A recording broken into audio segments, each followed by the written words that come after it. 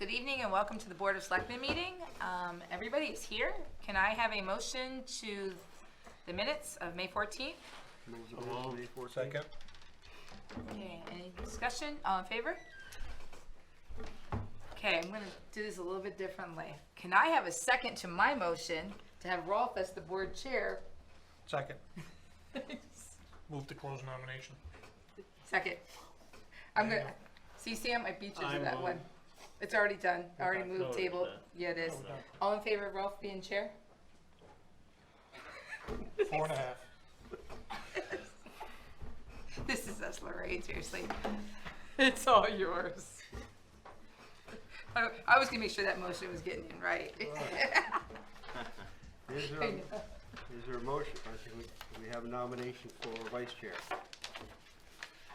I nominate Marshall. Is there a second? I'll second that. Any other nominations? Shall I Tell you what. Do I? nominate you? No. I can't be the, what is that thingy? Parliamentarian? Yeah. I It's can make up moved and rules as I seconded. go. All those in favor of Marshall as vice chair? Okay. You're in charge of vice now. And is there a nomination for parliamentarian? Move Teresa. I don't know anything about it though. No, you're right, you don't, but No. you'll find it. You'll learn. You'll find it. I got faith in you. Yeah. So if I make it up as I go, I'm good? No, because Here, I have a copy You're of good to Robert's get us in rules. trouble. We will correct it to you. All right, we there, do will I? correct you. All right, I'll have fun with it. We can do it. All right. All those in favor, I guess. All those in favor? Okay. This is a new position, that's for sure. Okay, next item of business is Be the Influence tobacco, vaping, marijuana policy. Laura Morris. Okay, can I come on in now? Yes. All right, awesome. Thank you so much for letting us come in tonight. We hope to make this short and sweet, but we have a very important message. I am Laura Morris. I'm the director of Be the Influence, which we are a coalition of people in the Raymond-Wyndham area, every sector under the sun, from law enforcement to schools, that try to keep youth off drugs. And we are very, very, very concerned at a new product out in the market, which is vaping. We're seeing it. I do a tobacco prevention program for third graders. The third graders already know that fifth graders are vaping. The middle schools are seeing it pretty rampantly. At the high school, the social worker has had 5, on an average, kids come to his office scared to death because they are addicted to vaping products. So this is not a little consideration. This is something that is really concerning for us, and so we appreciate that you're giving us the time to talk about it, so what we could do for your community. So I think a lot of people don't even know what vaping products are, and so I just want to test you a little bit here and see if you know just some of the basics that are pretty important. So I have a t-shirt for whoever gets this first one right, and then I have a lovely little tote bag that we just got at the tobacco conference today for the second person who gets the second one right. So are we ready to play a little bit? Can you hear me in this, or do I even need to be here? Nope, you're good. Yeah. Oh, That's, okay. you're there because that's what gets recorded. That's kind of what I thought, so I'll stay right here. Okay, so the first question, and it's a true and false, is one of those jewels that you see, they look like USB drives, has as much nicotine as 7 cigarettes. True or false? True. Yes, Sam. True? True.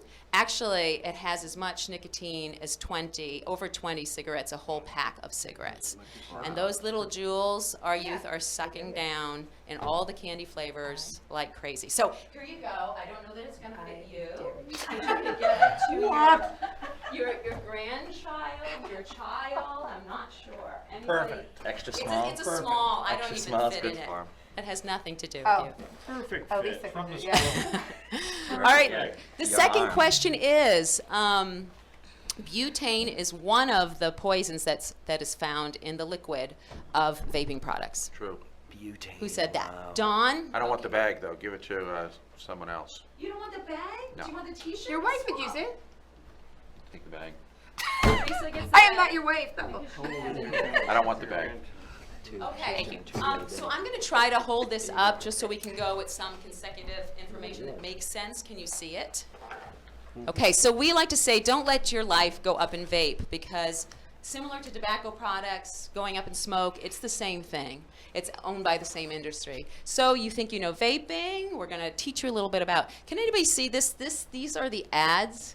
I'm old. 58 years old, and these are ads that I remember when I was growing up. So we lived in a world where we had doctors on tobacco ads, and they were saying, this was Marlboro's my brand, or they were saying, you know, when you're pregnant, smoke, because then you have a lower birth weight baby, and then it's easier to go through childbirth. These were the kinds of things we were saying in the tobacco industry. Joe Camel was more popular than Mickey Mouse at one given time, which is why we outlawed it, because too many kids thought, oh wow, cartoon character, fun. And then they used beautiful people, they used the outdoors, and so we were duped about 50 years ago to believe that tobacco products were good for us. We now know, absolutely, that it's one of the number one killers in the United States and nationally. These are some of the new ads for vaping. So it's Jennifer McCarthy that young people identify with. It says, freedom to have a cigarette without the guilt. So you see, we are doing exactly what we did years and years ago. We are marketing to younger people, and they are eating it up. They do not understand how dangerous these products are. There are 8,000 different flavors and colors, mango, cotton candy, ice cream flavors, and so they just believe it to be innocent. So here's another ad, vaping, the new cool.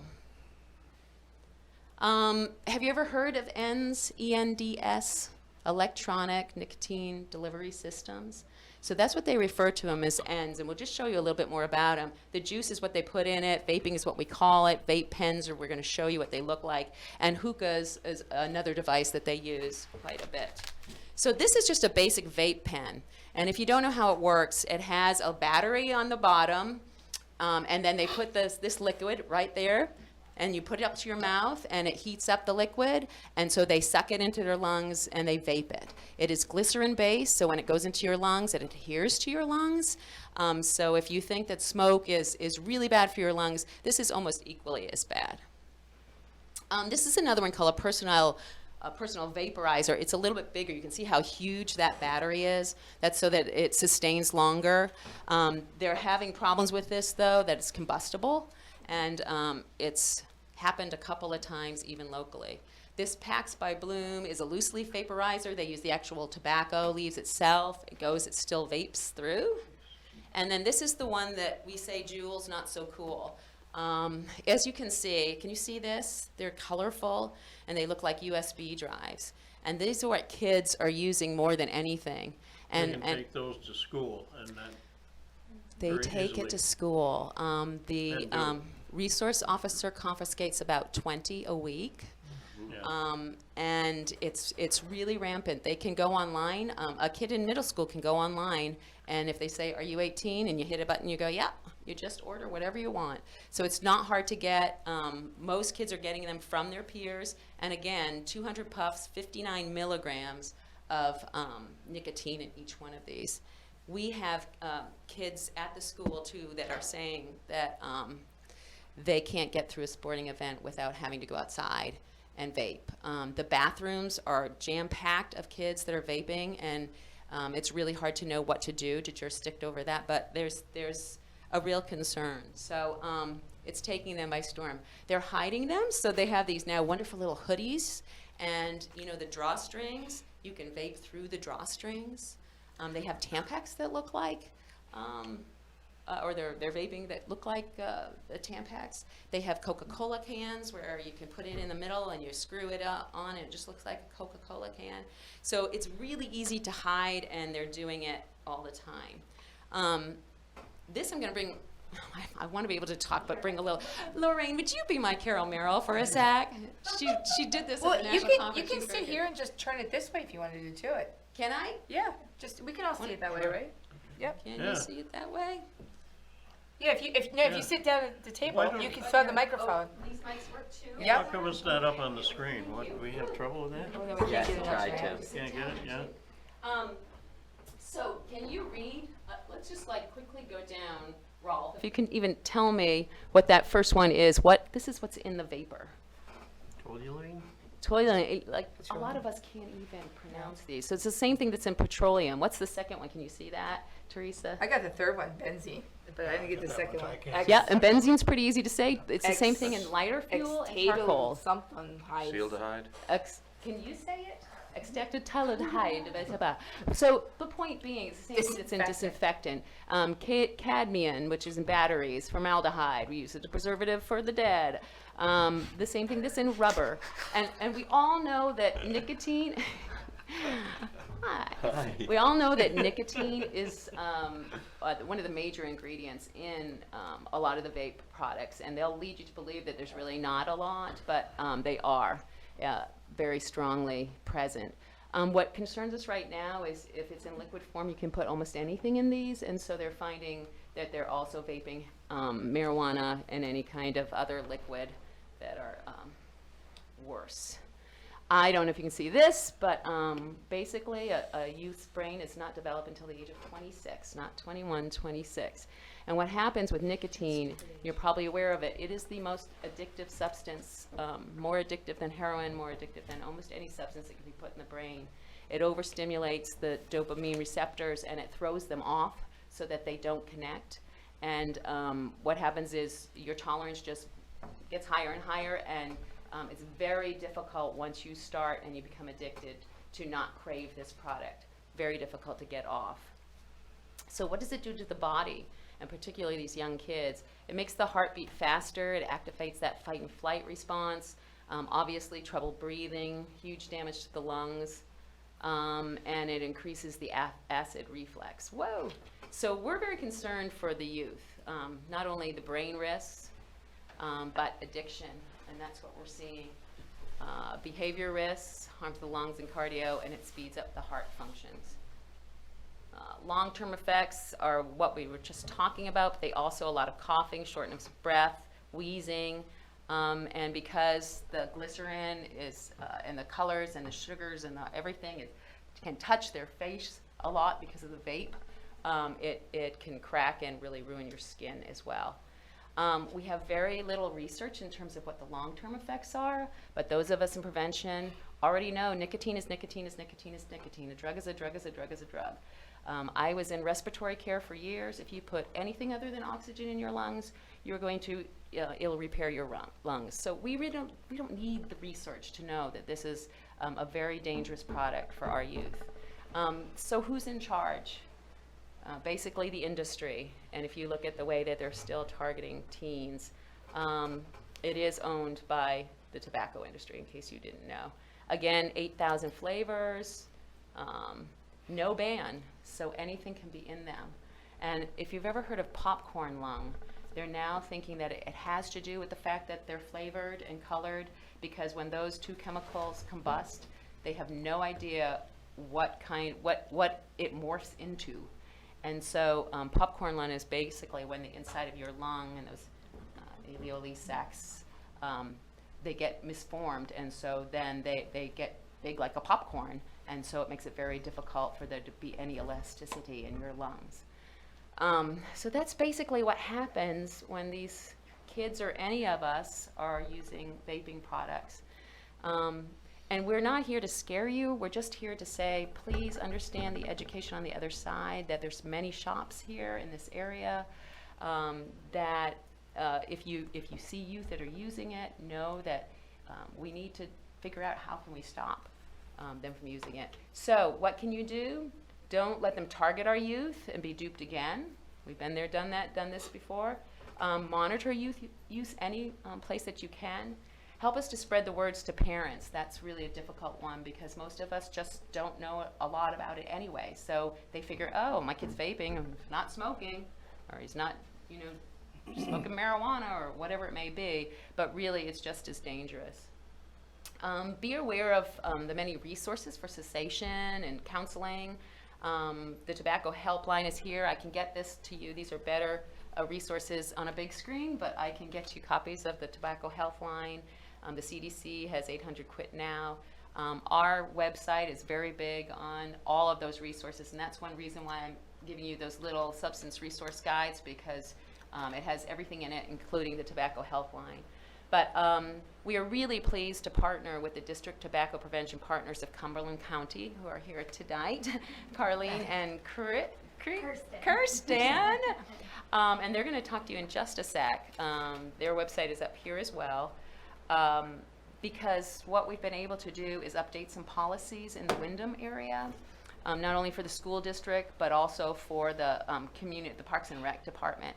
And so it's a very easy process, but it's allowed the schools their own language to be able to have more proactive consequences, but also in public places, parks, and wherever youth and families may be, to better educate them, not only to include vaping, to include marijuana products as well.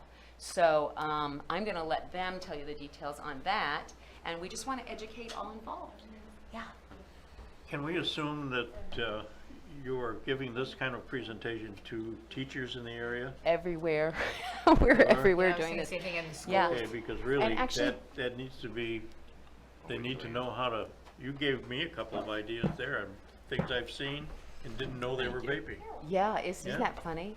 Well, it will make you very happy to know that the schools are quite well equipped with this. The health teachers, including Hayden, Yeah. the new health teacher up here, Yeah. they all do units in all of their health classes on vaping, and the facts are amazing. The kids are really pulling it. We took 60 kids to the Capitol with the American Cancer Society, and they went to talk to Bill Diamond and Patrick Corey to say, why are they targeting us, and here's what we know about vaping. So the kids almost know more than the rest of us. But all of the health classes of every I have one. age level gets this information. But we welcome any presentations anywhere we can spread the word, because it takes a village. I This, think, So- this would be good to stick on our website, both sides, yeah, this is good You know what I stuff mean? that So- needs to go on the website. if we can do that. Don, you- I'm just wondering why kids would want to do this. Is it similar to cigarettes, you know, peer pressure, looking cool somehow?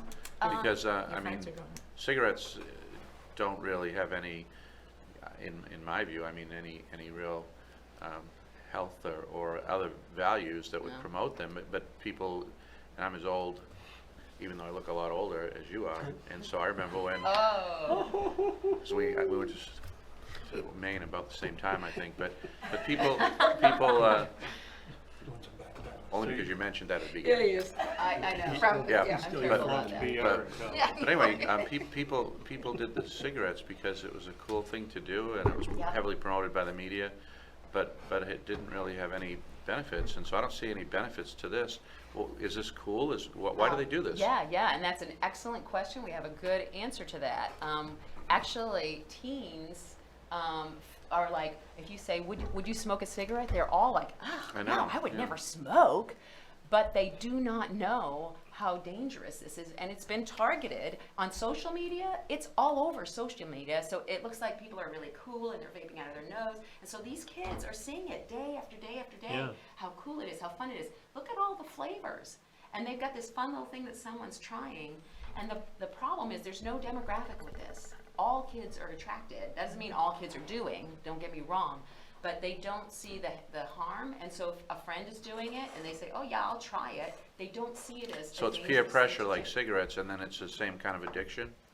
Yes, it's just as addictive. And we know of this one girl that saved $1,500 to go to Europe, and she, a straight A student at the high school, was going off, next year to college, and she spent all of that money on vaping, and she couldn't go on her trip. I mean, it's crazy how quickly these kids are getting addicted, and it doesn't matter who they are; they're everywhere. So. Do you have a decent disciplinary structure in the high school? Well, they're trying to do more restorative practice rather than discipline, because really, if we do anything punitive, it doesn't change the behavior, and they go back and they do the same thing. So they do a lot of restorative practice. There are programs called SURF that the Opportunity Alliance does, and so they go through counseling, kind of like what are alternatives to when you feel stressful or when you're being peer pressured? What are alternatives that would be healthy for you? So we try to educate them in the other direction as opposed to nut, and then they go right back to it. Another problem is it gets confiscated and you go back home and the parents give it right back to them. So Oh my God. educating the parents is important Yeah. as well. Thank you so much. Thank you. Thank you. Thanks, Laura. My name's Carleen Heathman. I'm the District Tobacco Prevention Partner for Cumberland County. Like Laura said, we're so grateful for our DFCs and our partnerships with them across Cumberland County. A little bit of information about us. Every year, Maine receives tobacco settlement funds of about $50 million. And about $5 million spent on prevention efforts across the state. So there's one of me in every county doing this work right now. And we partner with a lot of different areas, but one of the big ones we do is municipality parks and rec policies. And we really hope to do a couple things through these policies. One is to create tobacco-free environments that are safe and healthy for everyone that's using them.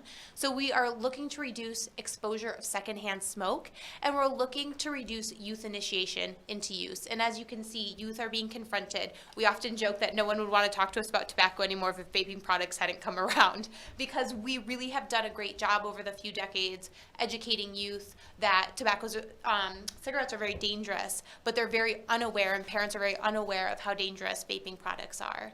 And so we've partnered with Laura, and we've been able to work with the school district and with Wyndham to update these policies. And in your folder in front of you, you'll see that we have 3 options for updating a Parks and Rec policy. You can do it through a resolution, a policy, or ordinance. And I don't believe you have any existing language for your parks and recreation facilities, so we could start off with something as simple as a resolution that you pass.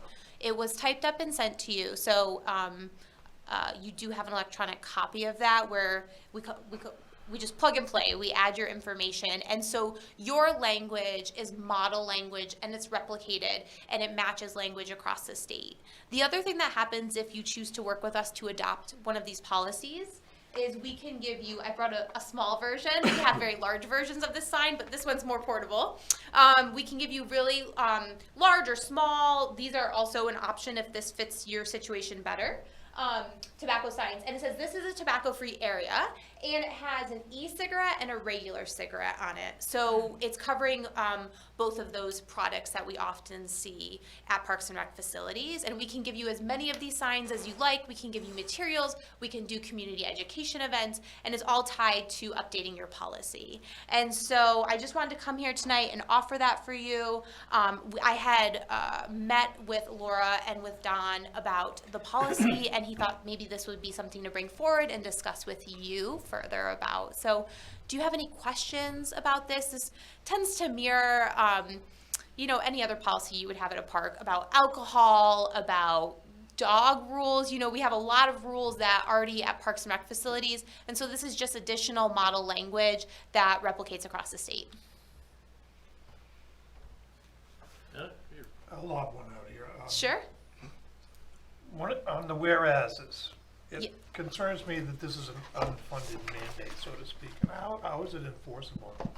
So with a resolution, one thing I will tell you is resolutions, policies in general, are evidence-based practice. Right. And so a lot of times, especially in the United States, we are very used to tobacco-free areas, just like a hospital. You wouldn't go in a hospital and assume you could smoke there, but a couple decades ago, that wouldn't have been the case. You would have thought, maybe I can smoke inside this building. And so we are very accustomed to tobacco-free areas. And so people are already primed to know that certain areas, especially that deal with youth and health and safety, are going to be tobacco-free. And so what we find is that as long as you have language that preempts it, so you can put it on your website, you can put it out on your social media, and then along with signage, so we recommend you hang these in prominent areas when you enter parks facilities, maybe at a boat launch, in parking lots, areas where people tend to congregate and can see the signage. People are really used to park facilities being tobacco-free anyways, and there always seems to be like this concern, and we hear it every single time that, what are townspeople going to do? People generally are really respectful of the rules. So we find that just front-loading the work by creating this policy, putting it out that you've put this into place, really promoting it, and then using the signage, it tends to eliminate a lot of problems. I guess our recreation facilities are already smoke-free. Okay. And essentially our enforcement is through ordinance. And so, you know, a resolution is kind of a nice warm fuzzy, but it has no bite. Right. The only thing that has bite is if it's in an ordinance. We have That's the other- ordinance language if that's what you And prefer. Yeah. If we already have ordinances existed, then maybe it's, the action item is to look at it and see if there needs to be any amendments to that. But the resolution really doesn't do anything. Okay, so I couldn't find an ordinance, so I apologize. I did take a look at the website, and I couldn't find an ordinance. I think it was a policy that was passed a number of Okay. years ago. A couple, so probably likely the language doesn't reflect the new products like e-cigarettes that we were just talking about. Likely that's not reflected in the language. And also marijuana is probably not reflected in the language. And so part of the updates of using our language, using this model language, is we could provide you the new signage and the new language that goes along with the new products on the market.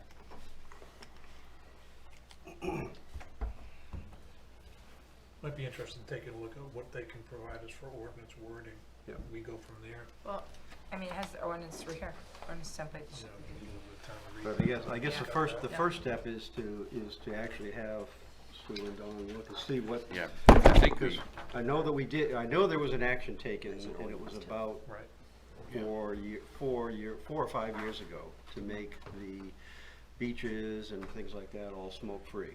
So that would be the starting point. See what actually was done there, and then work from there. Yeah, from memory, I would say that it was a policy, not an ordinance, but I could be wrong. We could look at that and see, and I do know we have prohibited policies for our various parks and beaches on any number of things, as you outlined, you know, on pets, on waste, on smoking, you name it, so, but we definitely could take a look at it and see. And the other I think it would make sense to incorporate it into that. The other issue that would come up is you take two of the facilities, you take Tasseltop and you take the boat launch, and those are both quasi-state. So they're not just town of Raymond entities. Right, we would have to run the policies by the state of Maine in the case of the boat ramp, and as a courtesy, probably Tasseltop as well. Both of those are administered by the town of Raymond under agreement, license. Yeah. And Don and I were on a task force for the hotspot committee as to where kids were using a lot of drugs and all, and I think some of the bus stops. You hear the voice pops on. Boys. Don and I were on a task force, we call it the Hotspot Task Force, just to reduce where kids were using, basically. And there were a couple of identified spots there, too, I think a bus stop. And so really, the signs just help, kind of, you know, like Carlene was saying, is just to, when they see that, then all of a sudden it becomes a rule, even though they know it. So the signs do help. So would it make sense for us to go and look at the applicable policies that we have for our public facilities under ownership and management, incorporate the relevant language with their help into it, and bring it back for consideration and possible approval Yes. as soon as possible? Yeah. And I just want to be clear, as I move forward and template some stuff out for you, you're looking for a policy level. Well, as Rolf points out, if you don't have something that you can enforce, Right. it really doesn't have any significant meaning. It has I think it has a spirit of the town meaning, but you're looking for something that's enforceable. Yeah, I mean, you know, at the end of the day, if you run into an issue, it becomes, is it enforceable or not? Right. And Then of course, without Frankly, I policy. appreciate you wanting to talk about ordinance language. No one ever wants to talk to me about an ordinance, so it's always like, what's the easiest path? So, and it's usually resolution, so I'm really excited that a town wants to talk about anything beyond a resolution. I'm not seeing Don't- anything in our ordinance. Don't get too excited though, because once we have a policy or an ordinance, we have a policing issue, and we've got to work, of course, with Yeah. Cumberland County. That's the policing entity of the town of Raymond. Sure. So we need to probably meet with them, or you need to meet with them if you have not already, to, I guess, to impress upon them the importance, significance of this issue for Yeah. youth. And I think they do get it, but it's a priority-based enforcement issue. You know, they have lots of things they have to do, and I'm sure that's true of the Wyndham Police. This probably isn't high on the Wyndham Police agenda either, but that's going to be the issue for us. Putting in an ordinance first issue, making it prohibitive, then trying to enforce it with a law enforcement effort. Wyndham's seen a reduction in, it has been 2 times in one night. I think Wyndham is seeing a real benefit because when people see the signs, then they're not even trying as much, so they just see a reduction in the use. Now, the enforcement, I can't speak on that, but I will say, you know, if you wanted to talk to maybe Linda from Parks and Rec or someone to see what their results have been, I think they would say it's been quite positive. What I find for policies for the select board's approval goes back to 1997 at Crescent Beach. Where did you find the policies? Because I'm looking at ordinances and I'm not seeing. Oh, I'm looking on our server, and I'm looking at an index that I've made of selectmen meetings. Okay. Would it have been a town meeting vote? No, it No. wouldn't have been a town, it was Okay, it done. wasn't an ordinance, it was As a far as I policy. know, it was done at the select board level, because I remember there was some hue and cry back when it was done. We have a bit of a mishmash. I think we have that was done, I remember it too, at the select board level. I know the 97 action, all that predates me. No, this And was then- when I was on the board, which is like 6 years. Yeah. And then we have, we have policies that we've tried to standardize for our parks and beaches, and those may just be an amalgam of the prior, decisions made by the various governing bodies. In the case of Tasseltop, they have specific rules. The state has rules that they want us to enforce. We have, over time, Nathan and Dawn, I guess, come up with some common sense rules, which I won't go through. Some of them are pretty not nice things that happen at our beaches, so we try to make a sign that would incorporate all those things that we prohibit. So maybe we need to organize and codify what we're doing and incorporate this into it, maybe. I would say the first step is see what we have, and then see where we're trying to get to, but the problem, otherwise you run into, you've got part of it done here, part of it done there, part of it done here, and nobody knows which way to look. That's why this is so, we can provide even press releases for you, that this is a big push, and we tend to do that with towns. So a lot of it is just front-loading the education. Did you know that all our parks and recreation facilities are smoke and tobacco-free? Or we provide language for the health and safety of all Raymond Parks and Rec facilities are smoke and tobacco free. So we can really front load that language and push it out to the public. And it's something that probably a lot of them already assumed anyways and have put together because they use the facilities. And so really it's just an awareness raising that happens, and people are generally very respectful of the rules, just like there are, most rules. And the hope is, I know you guys have lots of visitors during the summer, and so with really good prominent signage, visitors are also made aware when they come onto your property. Questions? Just to answer Selectman Sadek's question, the policies on our website are under documents. That's what I clicked, and I only saw ordinances, so that's why. Yeah, it's right underneath ordinances. If you simply click on the word documents, it will bring up all of the various things. And that's probably what you researched. Documents, Yes. ordinances. I think Yeah. I used your little And- search bar for and the- tobacco. Okay. Good. Well, thank you you. for having me. Yeah, I we'll always do. enjoy being out here. Yeah. So we'll be in touch. Yes. As the clerk and I will be in touch, and we'll try to identify what we have and see if we can't get this together and get back on the agenda soon. Okay, good. Thank you. Have a good Thank night. you. Thank you. Next item, discussion of subdivision and town roads.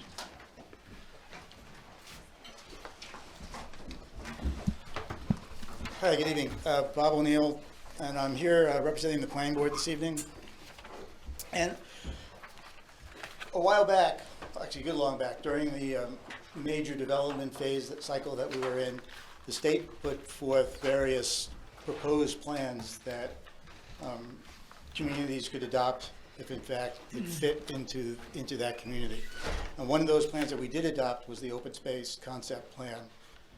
And that worked, if on the planning board level, that worked extremely well. It allowed us to, the best thing it allowed us to do was to keep open space in the subdivision, kind of conform to the rural character of the community and what everybody likes, and also to maintain trails that would otherwise have been interrupted with the subdivision. Another proposal at that time, or another, proposal possibility for that was put forth for towns was kind of a road and right-of-way phase in the development. And the goal of that was to ensure that subdivisions that were built would be connected to each other to cut down on road cuts to our major or secondary roads, to allow for, allow for a faster emergency response, allow for less travel for trash collection, less travel for school bus runs, and it also allowed for a higher level of maintenance on those major roads, on the subdivision road that went through, commonly referred to as a loop road for subdivisions. The problem with that, or not so much the problem, but the trade-off with that is that building those roads are expensive. And the developers and or landowners, puts an added expense on that road. The major subdivision has to be, the roads have to be brought up to town standards, but the road itself can still be gravel.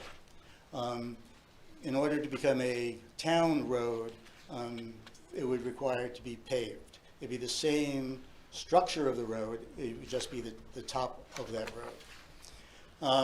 So there are lots, there are a lot of advantages and there are some disadvantages. It's very hard to give you a cost basis of whether or not this is going to would cost the town more money to do this in the long run. My guess is that it probably would. Because those loop roads or those connected roads would have to be out of the road association world and into the town road for maintenance.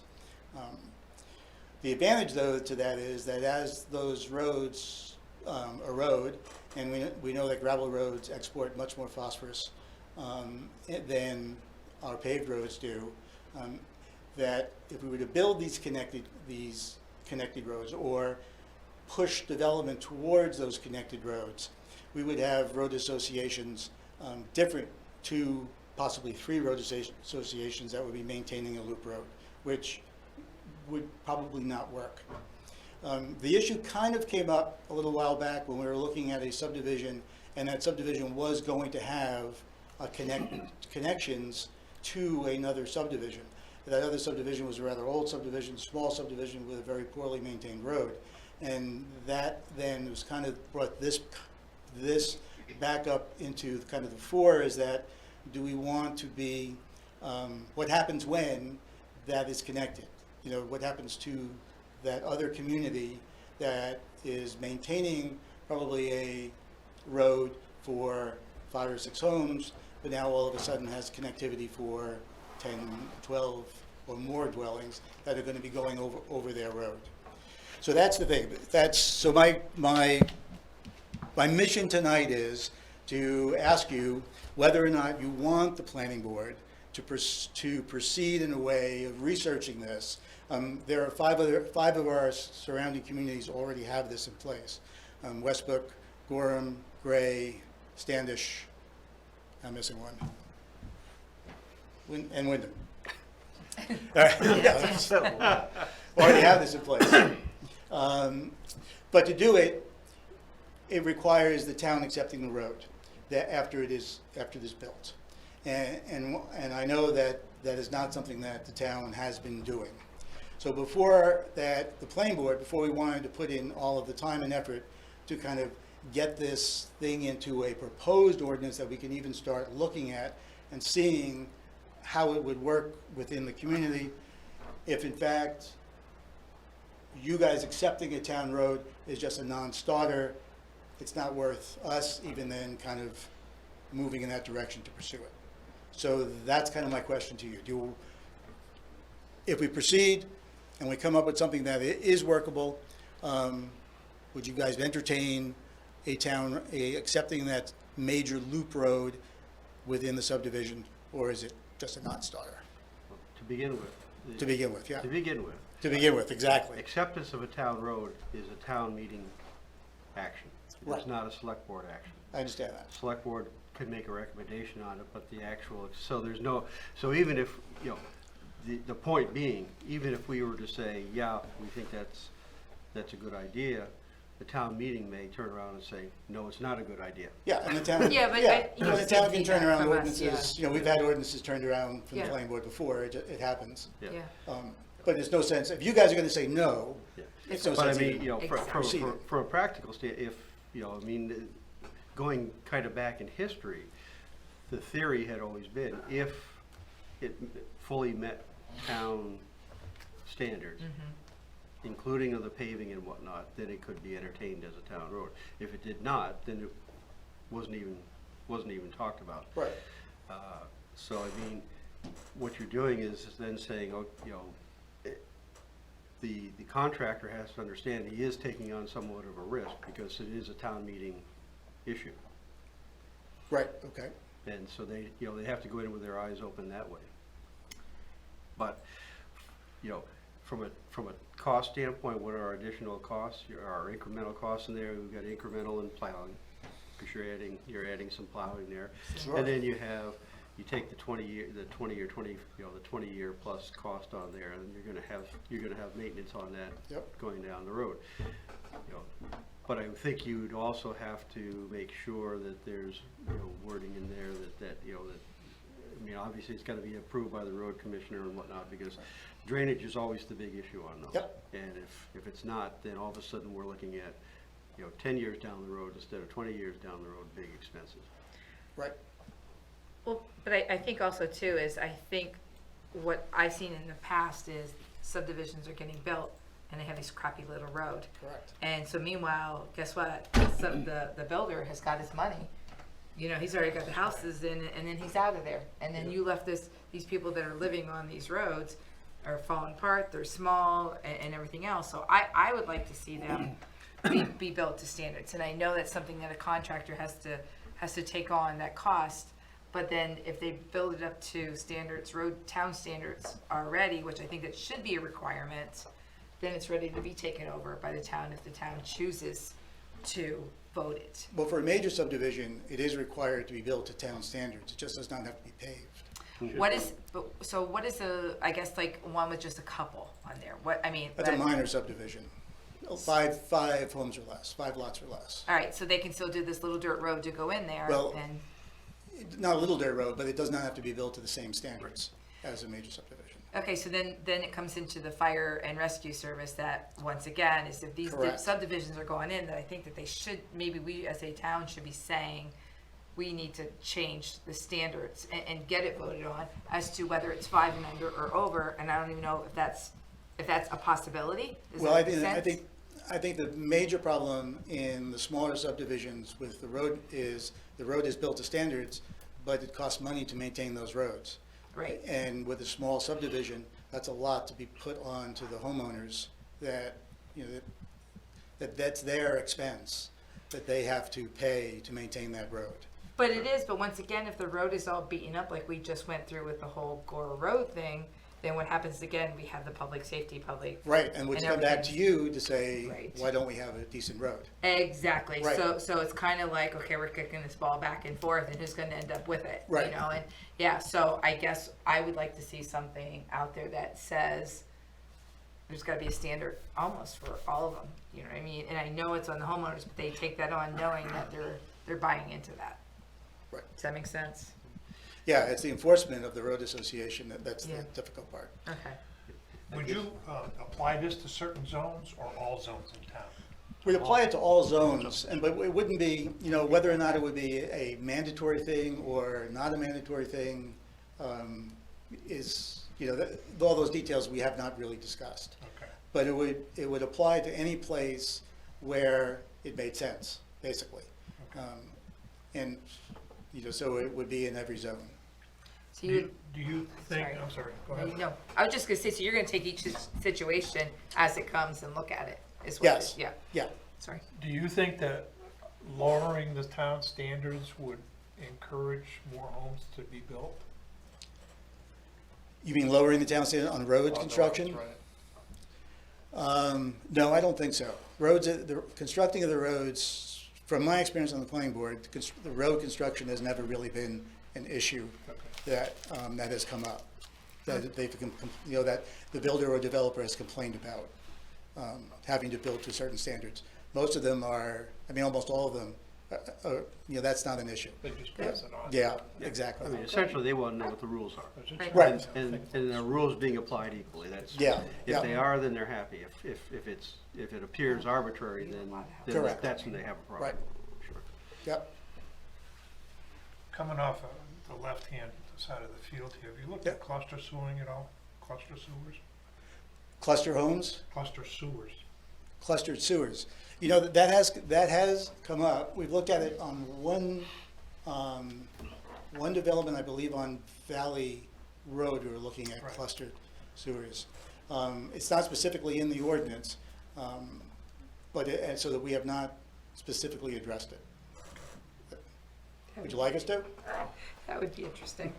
No. No, I asked the question because that would have more houses in a cluster sewer.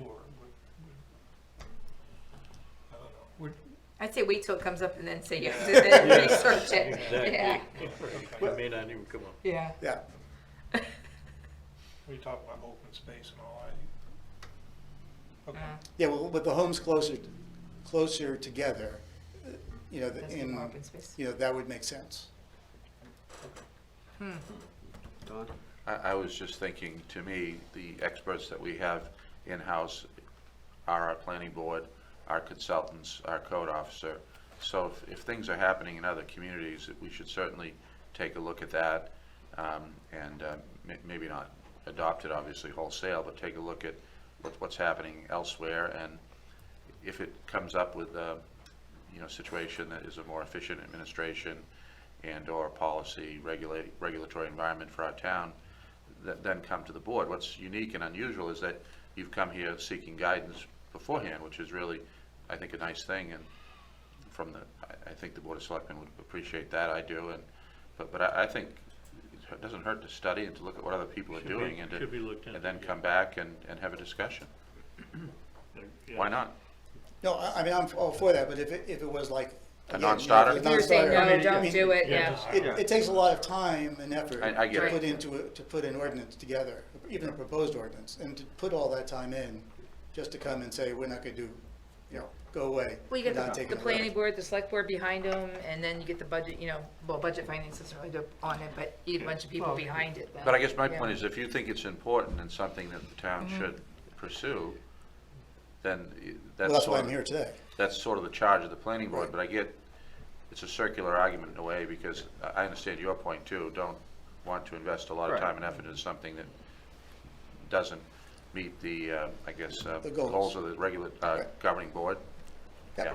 I mean, I look at it from the standpoint that, if it's a better road, it's gonna make it easier for the life of the town anyway, from a rescue standpoint, from a maintenance standpoint and things like that.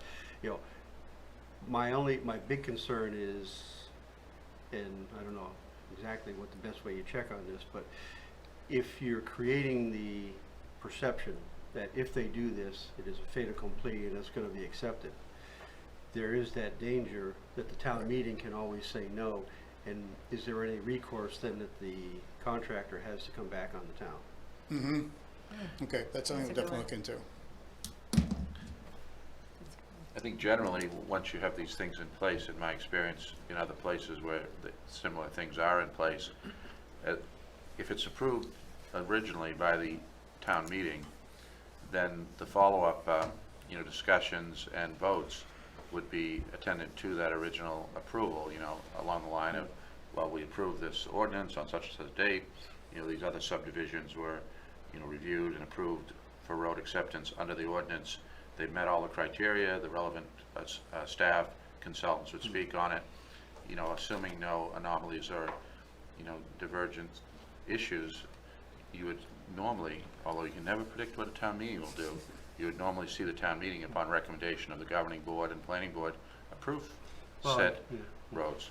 So if you did that, if you actually built that into the ordinance, that provided it meets standards X, Y, Z, that it would then be accepted as a town road, and the town meeting votes that ordinance in, doesn't that solve that problem? I've always seen it go to another vote. I think that may be possible, you could look at that, but I've seen the ordinances approved setting the standards, but then it always comes back to another vote for acceptance of this particular road, because I think that may be called for under law. I mean, because your ordinance is your law. Yeah. And so if you now have said that, and now the town meeting has voiced its opinion and approved that, then as long as A is met, that, but that's something that obviously we'd have to get. Yeah, we'd have to get a legal readout on that. I mean, it makes sense, I get your logic. Yeah. And the other thing to consider is, anytime the infrastructure is, the price of the infrastructure goes up, the price of the homes go up. So that's another consideration in. Means less subsidy But for that's also, Raymond. that's also the sales side, which says, okay, Yeah. it is a little bit more because Right. of this. If not, you do know you're gonna have to join the road association, you're gonna have this fee. Correct. I don't know, I guess I'd want to buy a house on a road that was nice and taken care of. I'm on 85, it's not being taken care of. Sorry. So I guess that's That's a whole go nother ahead. issue. So is that a yes? Yeah. Go? Yes, yes. All right, thank you. Good, Thank you. Thanks. thanks, Bob. Thank you, Bob. Okay. Consideration of issuing supplemental tax for tree growth withdrawal. Kayla was gonna do that, but who's gonna? Am I doing who's this? gonna talk on that? Okay, so it looks like we have a couple here. They're both related to withdrawal from tree growth by Chase Custom Homes of Westbrook. Map at lot 16-098 is $8,120 supplement, and map in lot 16-099 is $5,520, for a total of $13,640 supplemental You tax. need a motion on that? So a motion to give them their money back. Second? No, we're going to make a motion you to have- take some money. We're Wait a minute, taking, no, we're it's- taking money. It's giving it, no, requested that the person They're be taking it out withdrawn. of tree growth, so what's coming back to us is what was sequestered under tree growth, so this is money coming back to us. I just- We're assessing them. I this just made amount. brownie points with Chase. I mean, seriously, by We're giving not them money giving back. them money, they're giving us. That would be an abatement. This is a supplement. All right, Do we have any idea what the street address is on these Yes, pieces? it's, yes, right here. 290 Bridge, No, oh, that's- that's no. the home one? No, the map. Do you know, Got 'em, Baton Bureau, it's on the Valley Road, right? Is that Valley Road? I think it's Valley Road subdivision, yeah. Okay.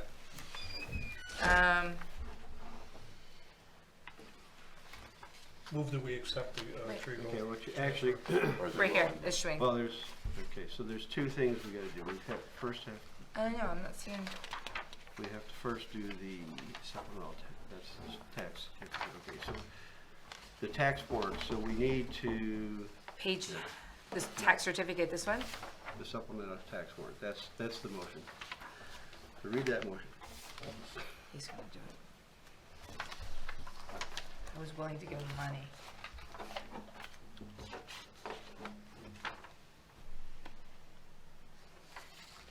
So the motion, Yeah, the that's motion, Yeah, he's going.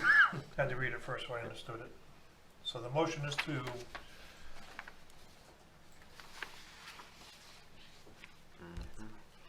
go to the next page, Tax. next page.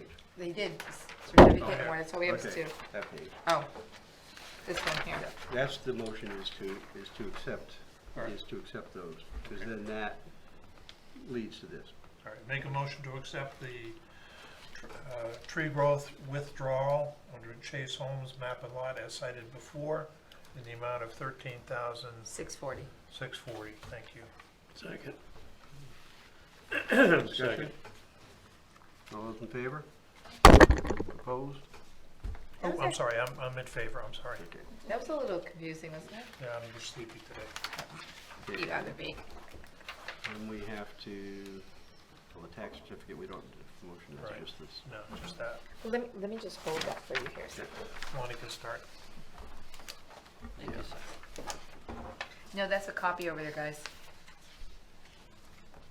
Don't sign the copy. We haven't got it. Just sign one. Okay. That's next.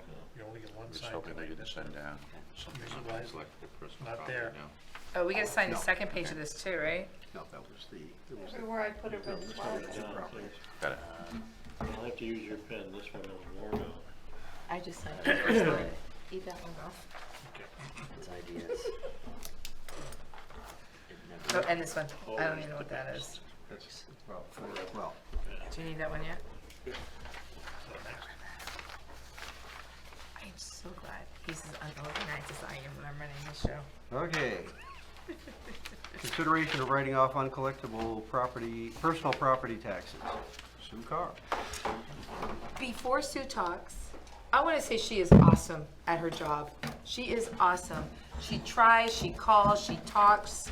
She can be a little private investigator, researching things out, and Don't go too far. I she's haven't given her appraisal yet. oh, well, she's really good at working with people, and she'll call me and give me updates, and she does. She works some miracles. She really does. So I want to say that. So yeah, you just give her. Thank you. Now she's built you up. Now I have to ask Don't for this to be don't fall written down off. Oh, no, I already know what it is. That's why. I have researched, and the Cocatosi ones, they've all moved out. They've moved out for quite a few years. The businesses, they're closed, and we still have them on the books. And Indian Point, that one was, 2 people owned it, but really only one person sold it to another person, but we were taxing both of them. So they were being taxed twice, so one of them has to be written off, the one that sold her property. Also, I have called Cocatosi. Tell them what they said. Well, I've talked to a lot of people from Cocatosi, and they've told me that they were told to forget their tax bills, that Cocatosi would be paying them. Yeah. I've called Cocatosi twice now, and I'm trying to get him to return my phone call to find out what's going on. I have a funny feeling that years ago, that was true, but that no longer is true. Now, when I you just- say Cocatosi pays the tax, they pay the real estate tax, but not the personal property tax. Personal, yes, this is all personal property tax. So we've been taxing these people, they've been throwing the bill Yeah. away. And I have noticed that most of them stopped paying in 2010. So I have a funny feeling something took place that year, or the year before, that, and I sent out letters to all these people, only one person really responded, and she did pay. And I told her, you know, I worked with her, she did not want to pay the interest because of the situation, she was told to ignore it.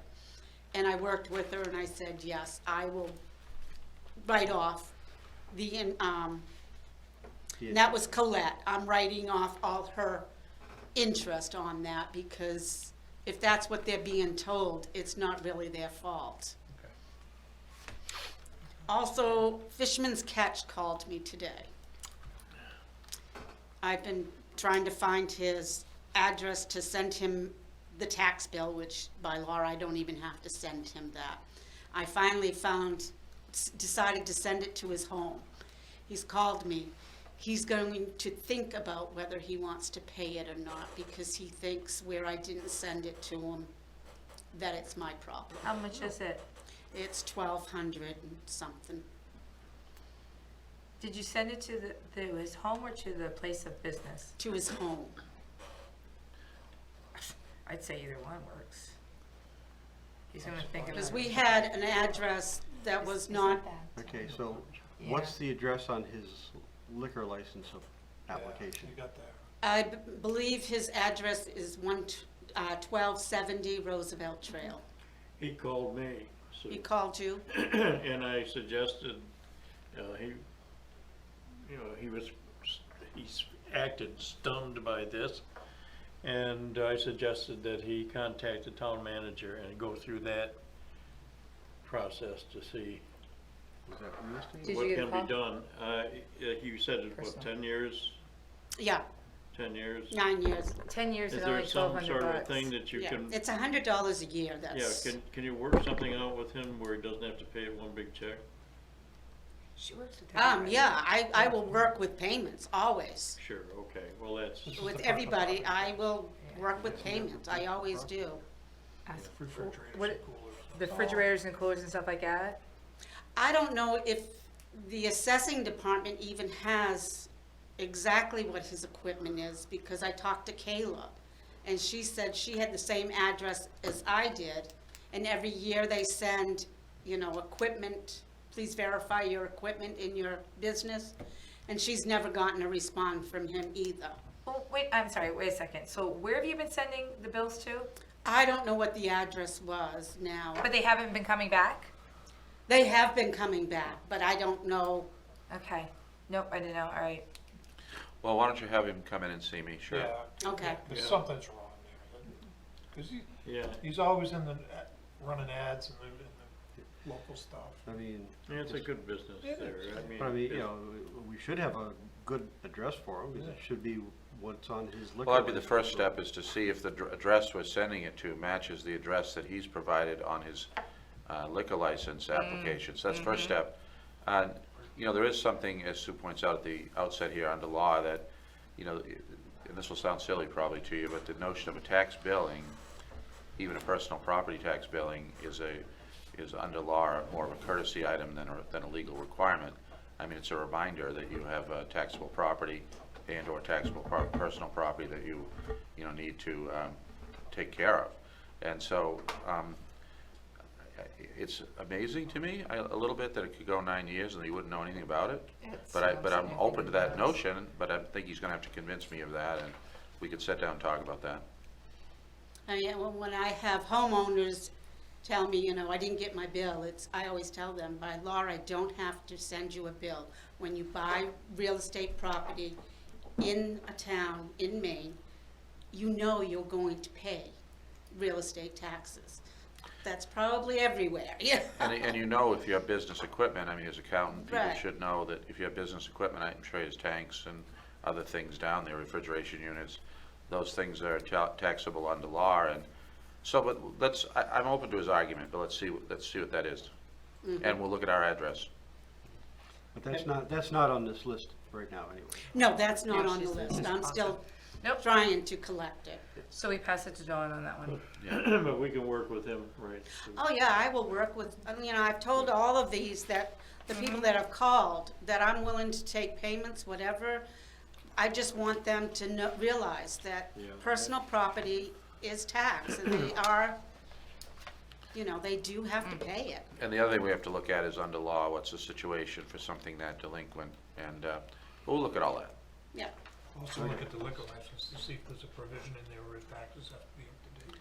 Right. Well, we were told that the state would not give him his liquor license if we called them, which I did call them, but obviously he's gotten his liquor license That's kind of anyway, last so. resort, I think, here. Okay, well, let's move on the article that. Can we go back to account number 77 first? Can you explain that one? 77.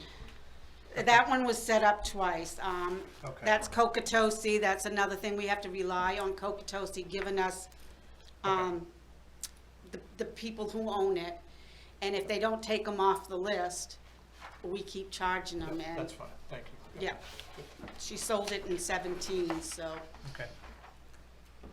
Okay, so, I guess the other thing, the one that Indian Point one, is that, I mean, that's really not a write-off, that's actually a reversal. Well, Because essentially, if you were double billing, you're just correcting the bill, so it's not a write-off. That's a Yeah. it's a reversal, it's it's not a on the write-off. books, though, as it was committed. I need to go. It's an error and omission correction, though. Yeah. So, I mean, the amount is not enough. Right. But, I mean, in theory, that one, you could've cleared that anyway, because it's a bill that never, it should never Right. have a. And I didn't know that until I did the Yeah, research, until you- It's like, All right, so can we have a motion for the write-off on the 47-1802? So moved. well, there will be some interest, or that I'd have to write off also. Okay, 471802 plus interest. So moved. Second. All those in favor? Opposed? Carried? Thank you, Sue. Thank you. Thank you. And I don't know what it is, but it seems like when I walk through the door, everybody leaves, so I don't know. This is- It was their time. It wasn't any. Yeah. Okay, consideration of annual staff appointments. Sue? This is just what it says, the Drive safe, Sue. See ya. The annual, do you still want me to be a town clerk, Kurt to be an assessor, et cetera? Oh, jeez. It's a do we wanna formality. vote on that? Harbor Master. Can we put Harbor this Master one on? and General Assistance Officer now, until we have a new Yeah. hire. But yeah, I've been doing that. I mean, there's no changes from last year. That's correct. So make a motion to accept the appointment municipal officers of municipal staff. Second. All those in favor? Opposed?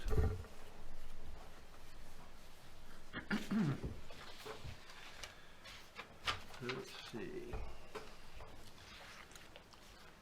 Appointment of annual board and committee appointments. And the number of boards are only 1-year appointments. There are a few that are 3. Planning Board, Zoning Board of Appeals, and the BAR, Board of Assessment Review, are 3-year. And so there are only a few people on those that need to be appointed since they're staggered terms.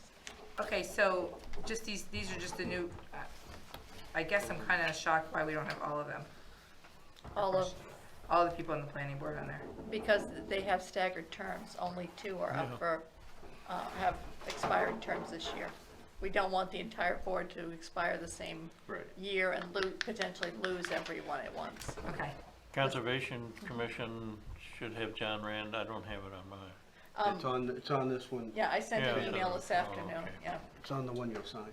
I did So- not put John John Rand on intentionally on the first one on mine. because I had contacted him to come in and get sworn in last year, and he didn't. And I tried several times to email him and with no response. So I emailed last week and said, would you please come in, let me know whether you want to do it for the next year. I didn't hear back from him until today. Did he come in and sign it?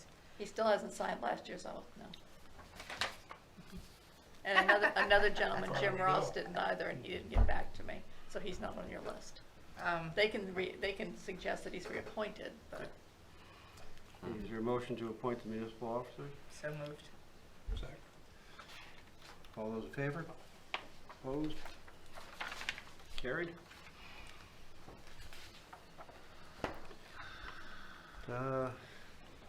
Consideration and annual update of fee schedule. there aren't many changes. On page 2, there's a plumbing fee change, and it's where the state has changed their fee from $80 to $150. And we record that in our fees so that people can look in one place and see everything they need. So that's not really up to debate, it's more of a housekeeping item. The other is Bruce noticed that for the fire department on page 4, that we didn't have the wood stove permit and chimney inspection. It's for $25 listed. So that's to be included. And then the finance director was looking at the fees and realized that we hadn't updated the bounce checks fee in a while, like 20 years, so. It spread through like wildfire through the town. All right, I have a question for you guys regarding these fees, and I don't know if this is the place because I'm looking like it is. I happen to be talking to somebody, and we have different, I don't know if it's ordinances or what. I'll use the example. You know those sandwich signs down on 302? Those advertising Yep. sandwich signs? Holding. Yeah, they are not allowed to be out there out at night, is what it is. But we don't have any kind of fee for those, but they're illegal to do it because it says it in our zoning thingy. So what do we do about that? Does that make sense? You talking about a fine for leaving them Yeah. out? But I'm wondering if there's more that we're just missing. Normally what needs to happen on that is that the enforcement action is by the code officer, and I don't know about a fine. I don't, you Yeah. know anything about that? I there think is, if it there would be were a in the- fine, it would have to It be would either be- defined in the ordinance that there was a fine. It wouldn't be in a fee Or it schedule. Or it could say that the fine would be defined, would be listed in the fee schedule. Well, I was talking to They could Scott. go, I think, either way, but it still is an ordinance change. I mean, I was talking to Scott about it only because you're seeing so much more out there on that road than when people pull out, that I was just questioning him about it. And Maybe you he- want he- to. Well, he looked in there and he says there's fines, but it doesn't say what the fines are. So that's why I don't know, you know what I mean? What would you do to clean that up? Does that make Fines would have to be defined under ordinance somewhere, I think. Do we have a sign ordinance in town? Should, We did a new sign ordinance two years ago. We could have a fee for that. Should. gonna require some research, I think, Yeah, right? it should be in sign. Well, and I guess I would say is if there's anything, or ask, not say, I mean, if there is anything else like that, that would have that kind of a fine thing that we don't have a thing for, we just clean it up. Does that make sense? Gonna take a little research, but yeah, I get what you're saying. I do understand it. Okay. So I we'll just have didn't know to- where it would be at. We'll have to report back on that one. No, right? that, yeah, I figured, yeah. All right, so a motion to Motion. accept the fee schedule and, yep, fee schedule. Second. All those in favor? Opposed? Motion carried. Excuse me.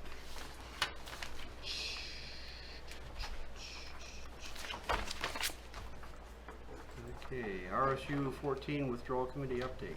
Oh, Tax warrant list. huh? I already did,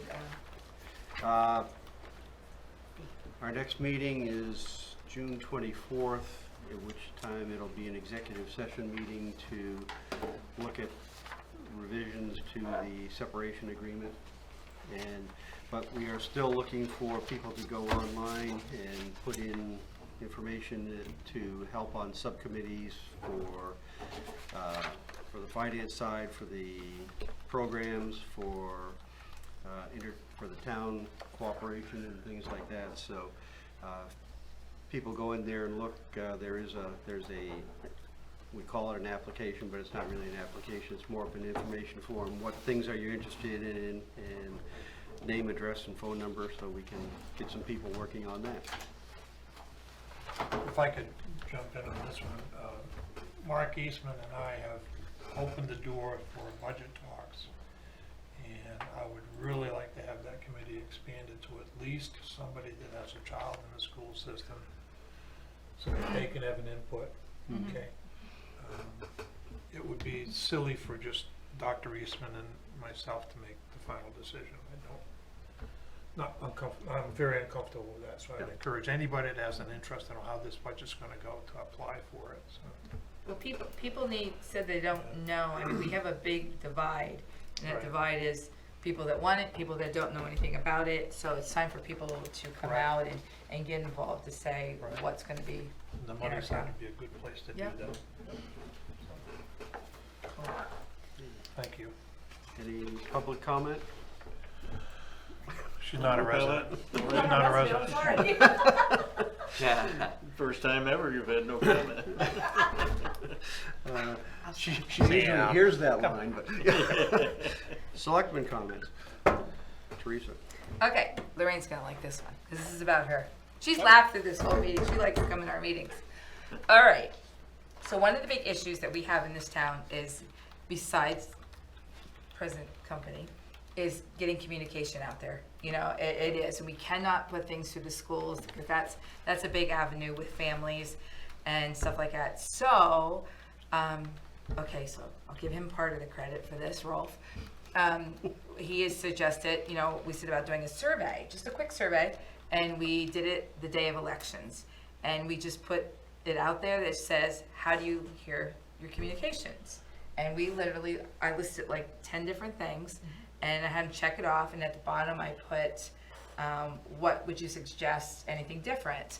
And it went from the town signs to the town website to the newsletter to the Wyndham Eagle to the Keep Me Current Suburban to neighbors, friends, Facebook. There was a good list. I think the Wyndham Eagle actually came in first. And now, but I have to say, I think we had 200 and, wait, how many votes? We had 200 and, well, on election day, we had 204. There were 15 absentees. Okay, so I thought it was a pretty good turnout, 54, responses is what it is. And I don't know, I know we were gonna put it in the town to do more. And no one has filled it out yet. Okay, nope, I'm not surprised in this. I think one of the ones that was really wicked cute was put in the newspaper again, but also adding coupons for Burger King, Wendy's, and McD's, which was really cute, I thought, you know what I mean? And so what I'm going to suggest something, and I want you guys to think about it. In this town, we have umpteen people trying to do it.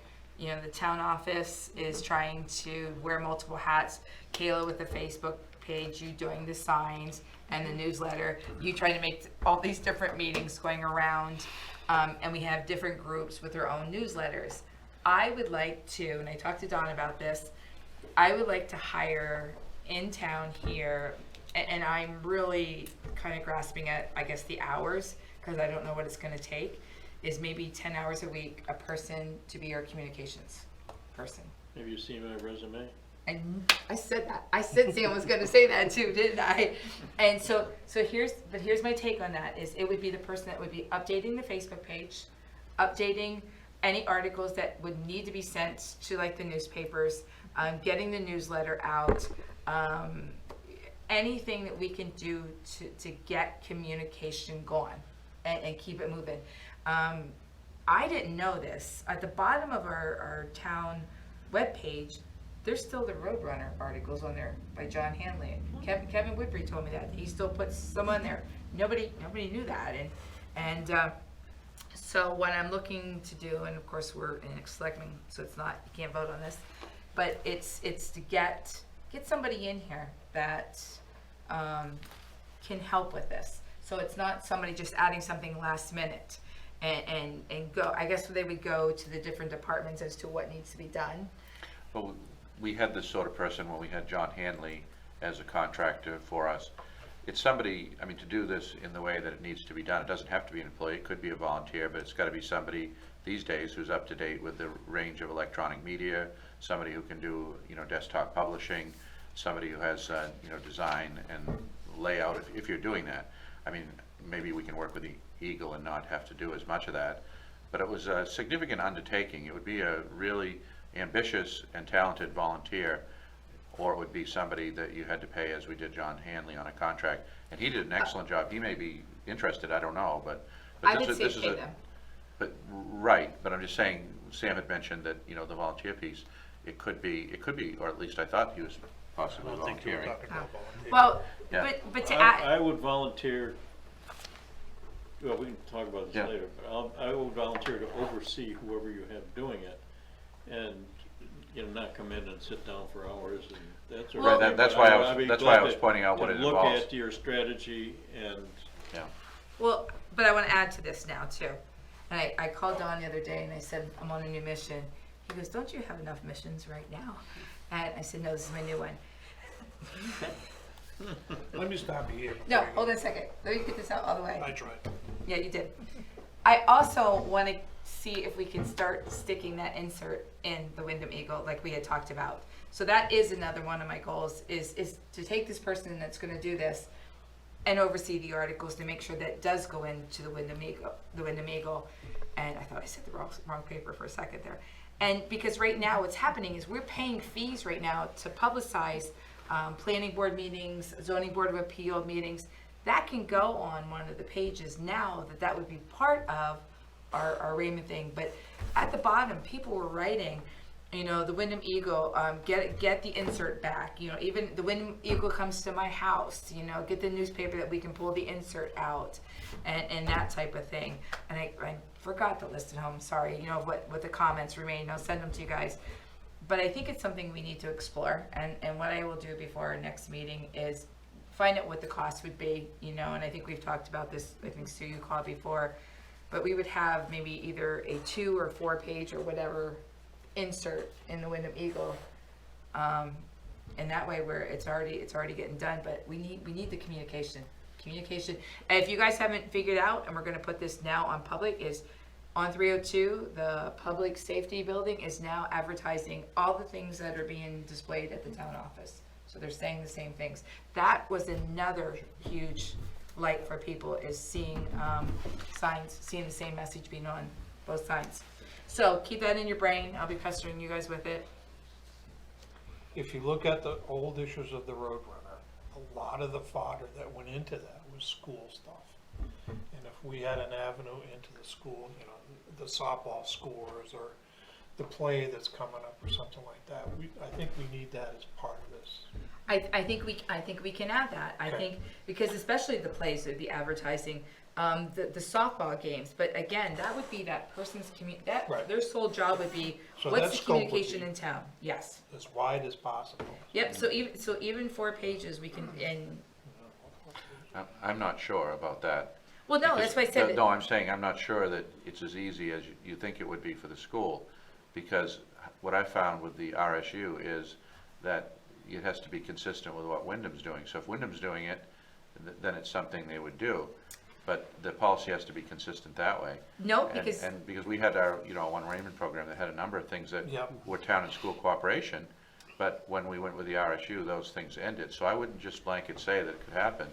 And then, of course, when they instituted their policy that no town information could go in there, take it home, newsletters for their children, that was also a change that to me is, anti-community, but it was something that they did because they felt it was diluting their message. But then they wanted to come and use our messaging for their messages. Right. So I wouldn't just take it at face value that you're gonna get the school to well, participate. no, because you have parents, you have PTOs. So what happens, PTAs, the Raymond PTA could turn around, they're the ones that put the flyers out that say about the play going on. Do you know what I mean? Wyndham has PTO. And so what happens is we take off of that from the PTAs. We have parents that are parents. John Deere tractor. Oh, that's still gonna come back, isn't it? Well, I'm just saying that I wouldn't Well, assume. no, well, so- Sure, you can do it through the volunteer PTO. Exactly. You could- But you're not, Okay, yeah, yeah. You're trying to finish the project before you've decided what the project is. So No, let's first decide what the project, let's first get the concept started and flush that out.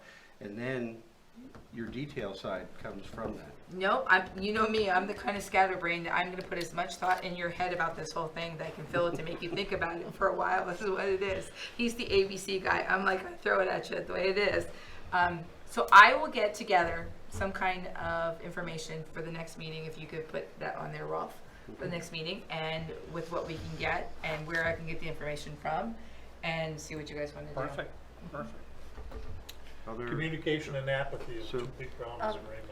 One comment about the survey that was done at the election day, and I told this to Selectman Sadak. I'm kind of putting on a prior hat at this point. The sample that you have for your survey is very qualified.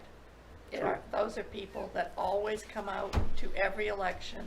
If I showed you their history, there are 50, they've gone to everything, every time the doors are open, they are there. They're people that stay informed. Right. So, But yeah. They where, help where, you. where it becomes a little bit more binding there is, those are the people that are out looking for information. And Yes. if they're not, and what we asked is, where are you getting your information? And if they're saying, oh, well, here's where we get it, if we know at least they're getting from some there, then that's, that's an area to look at. But if they see a deficiency too, and they identify that, Yeah. that's a big clue Yeah. too, because these are people out there looking, and this is what would help them find it more, so. Well, I'm not suggesting that it's worthless Yeah. by any stretch, Oh, no. but just that, I think that worked needs to hard be on kept in mind, is that I it worked is a so very hard highly on that. qualified group. So no, so that way I'd love to dip into the Wyndham, because Wyndham Eagle was definitely at the top up there. Yeah. Okay, town managers report. Okay, so the first thing I have is confirming the dates for the upcoming regular meetings. Assuming you want to have a July meeting, it has been your fashion in the past several years not to take a summer hiatus, but if you don't want to do that, we're suggesting July 9th, and then for August 13th. And we could play the July meeting by, if we need one, we could Yeah. schedule one. So- When do we need to switch money? July? Switch money. What she's talking about is if not switch money, what she's talking about is if you have a department that's gone over budget, we have to Too much move, scary. we have to move money He in order understands to be able me. to close the books. Yeah, that could probably happen in August. You just lowered So- yourself so- to my standards. What? You understood what I said. I actually didn't, so thank you, Rolf. That was very good. Well, you know. Free talk, please. All It'll right. be a tough meeting in August. So I'm But I not mean, clear, is there I mean, that would be a July? one, that really would be one, July 9th would not be a good one for that anyway, because she's not, She's not ready. she's not gonna be ready to see whether we have to move anything, whether we have to do any. So you either set a So meeting you might be able to for July reschedule. 9th or some other date in July, or we could, if we had a pressing issue, we could contact you and arrange a meeting. I mean, we will cover that, and if we have to do any budgetary change moving, we'll do that in the August meeting. Right. But, I mean, there's really nothing pressing for July right at this point, is there? So what's the board's feeling? Do you want to have a July night off? I'm okay with that. Yeah. I'm gonna be So around. I don't- we'll scratch the July 9th meeting unless we have to have an emergency meeting for something, in which case we'll call that in the appropriate manner. Okay, so then the reminder of, in August 13th is okay? Yep. Okay, so reminder of upcoming holiday schedule, Thursday, July 4th, Independence Day. And I would like to just say, as far as the town activity, I sent you a couple photographs today. We're off and running. We're getting the Raymond Hill Cemetery ready to go. There have been some people, and there's people out in TV land who are wondering, so what happens if, the unfortunate occurrence of a untimely death should occur and the cemetery's not ready? Great question. The cemetery's gonna be ready. We'll be ready when you are, so that's. Next issue is the Goro tree work. Tree You work. better quote that, seriously. Yeah, No, so no, Goro tree work, so that's, we're gonna do a little smoothing of the gravel too. We haven't got that. There have been a number of people who've been after Nathan, because Nathan did commit to doing some smoothing up of the existing road. He will do it. We're going to get on that just as quickly as we can, but I sent you a photograph of the Q team doing some contract tree work, so we're getting the trees back at where they need to be, so we can get the right-of-way established where it needs to be without any kind of hazard or impediment for vehicular traffic. And so that's kind of a good occurrence that came out of town meeting. We're still working. We have a draft of the agreement with the town of Gray. We had some suggested changes, which our town attorney is going to communicate to their town attorney. So that may be the thing that, if we had a quick meeting in July, that we bring back to you. So we're off on summer work, and things are going well. All right. Need a motion? We have a motion to go into Motion to go into executive session. executive session? Pursuant to 1 MRSA, Section 405, 6D. Second. Second. All those in favor? Okay, we are now in executive session.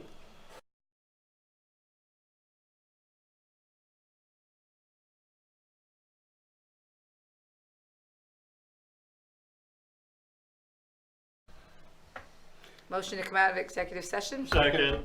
All those in favor? Okay, Motion to adjourn. Second. all those in favor? Meeting is adjourned.